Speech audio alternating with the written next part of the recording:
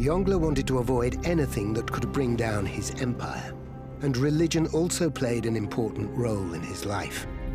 The Forbidden City is filled with many different temples, Buddhist, Taoist, and Confucian. Yongle embraced them all. This Tibetan Buddhist temple reflects a much later decoration and has just been restored. This one here is a Buddhist temple. It was used by the Empress Dowagers and the ladies of the court. Pray to the Buddha, especially wish for long life, and perhaps meditate too. Lush tapestries depict Tibetan Buddhist figures. Up above me is the character of Shou, which means long life. On either side of the altar, there are two pagodas, two model pagodas. And inside, there are 500 figurines of the Buddha, one pagoda on each side. The emperor conducted many rituals in numerous temples. Yongle took these responsibilities very seriously. He wanted to avoid all sorts of natural disasters, especially earthquakes, famines, floods, these kinds of things, which would affect the people and would bring his legitimacy into doubt. But ironically, just months after it was built, Yongle's palace did suffer a terrible disaster. Lightning struck the three great halls in the center of the Forbidden City, burning them and the imperial throne to ashes. 烧光了之后，按照古代的人们解释，这个是很大的灾难，并且是上天对这个地下人员的谴责。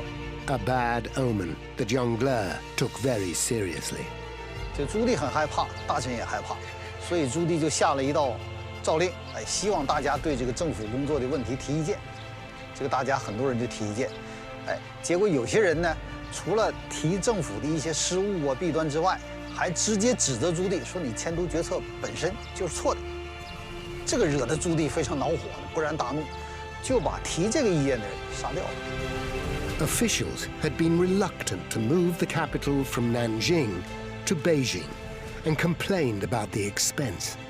所以这个时候大家弄得很僵，说你朱棣，你下命令让大家提意见，结果大家提了意见，你反而把人杀掉了。But this was not the last conflagration to cause destruction of the Forbidden City. There are over 50 fires on record until the installation of lightning conductors in the 20th century. Before this, the wooden palace buildings relied on mythical protection. So take a look at the figures at the ends of the roofs. At the front, there is the King of Qi, and there are 9 supernatural beasts. At the far end, closest to the roof, there is another huge beast. Rows of the creatures line the rooftops of every building at the Forbidden City. The largest figure is the Imperial dragon, a symbol of the emperor. In China, dragons are not the fire-breathing beasts of the West. They are associated with water and the weather. These animals protect the roof from any kind of evil spirits or earthquakes or lightning.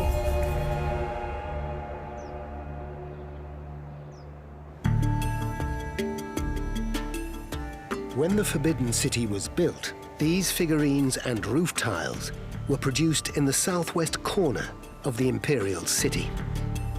But smoke and fumes from the kilns prompted an imperial order to move the potters away from the city.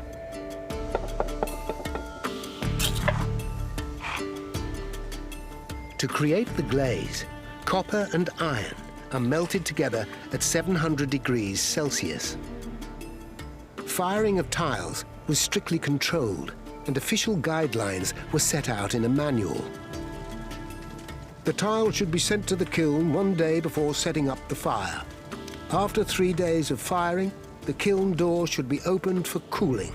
On the 5th day, remove the tiles. Today, potters follow the same rules to produce the figures for the restoration.